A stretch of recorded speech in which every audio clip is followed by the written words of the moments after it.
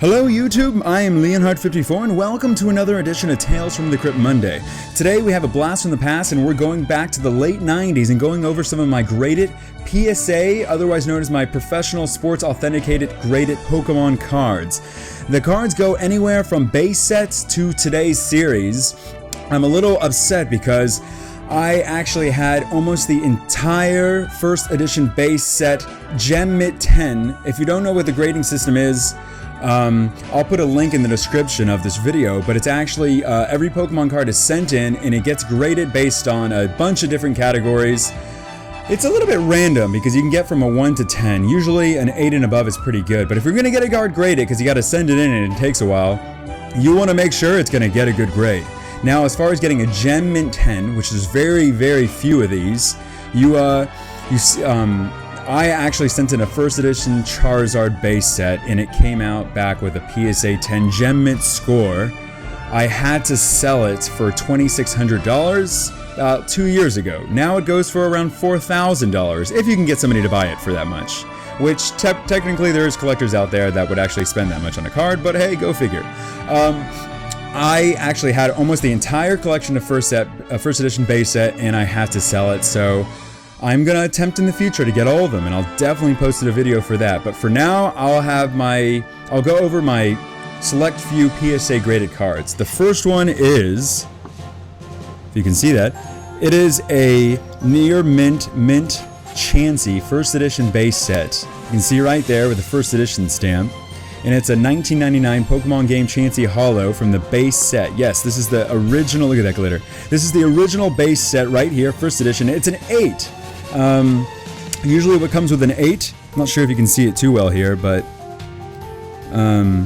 usually like the sides and the corners and stuff are pretty good. I actually thought this one was going to come out a 9 because the corners and stuff were excellent, but there was actually some scratching on the hollow part, so that's why it came back a 8 instead of a 9. However, it's an okay grade, and I'm going to definitely keep this one, especially because it's an 8. But I think an 8 goes for around $100 or something on eBay. I haven't really checked it anytime soon. So yeah, there you go, first edition Chansey. Next one is one of my favorite base set cards. It is a first edition Alakazam. However, this is one of the very first cards that I got graded when I had no idea what the point of grading was. I was pretty stupid. I sent this one in and it is in pretty bad condition. It got an excellent rating, which is really not excellent because it's a 5 out of 10. And that's not really good. I'm not sure if you can see it too much in the video, because the videos usually make it tend to look a lot better than it really is. But if you can see like on the bottom and stuff, it's a little bit chipped and stuff. So I still am going to keep this one just because it's graded and it's a first edition card. So that's pretty cool, but I can't wait to get a Gem Mint 10 of this again. I had to sell them all again when I bought them and I'm very upset. Here is a first edition, well I guess they're all first edition, but a Shadowless first edition Machamp. And this is a near mint 7. So this is a 7 is decent. It's good for your collection, you know, casual collecting and stuff like that. But everyone comes in first edition for a Machamp, but it's Shadowless, which makes it a lot better. So there you go, glitter, glitter. Now we're gonna go into another more recent series. This is actually I thought it was gonna come a Gem Mint 10. It's a 2012 Pokemon Black and White Mewtwo EX Holo from Next Destinies. Look how shiny and beautiful it is. But this one came back a mint 9. You know how the process how they give a 10 is completely random. I think it's actually just about how they go with like a quota. Like, you know, like 2 of them may be Gem Mint 10, but they're actually only going to give 1 of them a Gem Mint 10. That Charizard that I got graded luckily came out a Gem Mint 10, but this one came back a mint 9, which is still very good. And look, it's just a nice looking card too. When I first started collecting Pokemon cards again for the newer series, I specifically wanted a Mewtwo EX. I got it, and I got it graded. So I think this is a pretty cool card.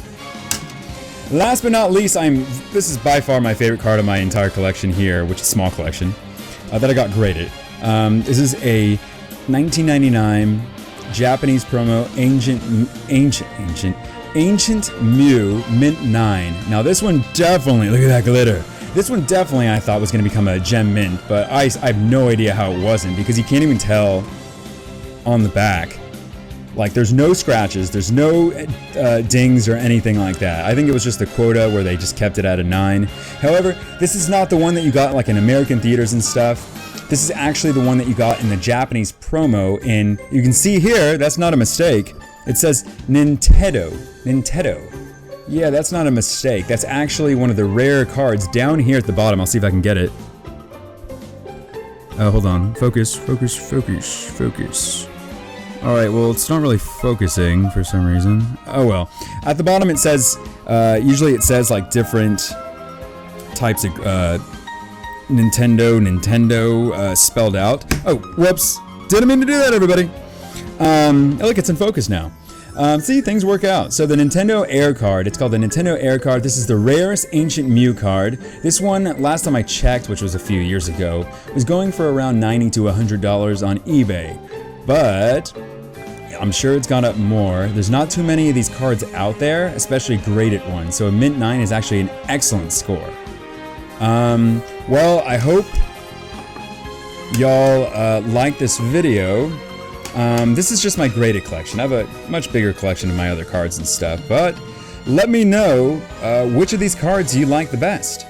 And if you have any more questions about the PSA grading system or anything, just let me know in the comments below and I'll be happy to answer. Well, until next time, I hope you enjoyed the video. This is Leonard54, and I'll see y'all in my next videos.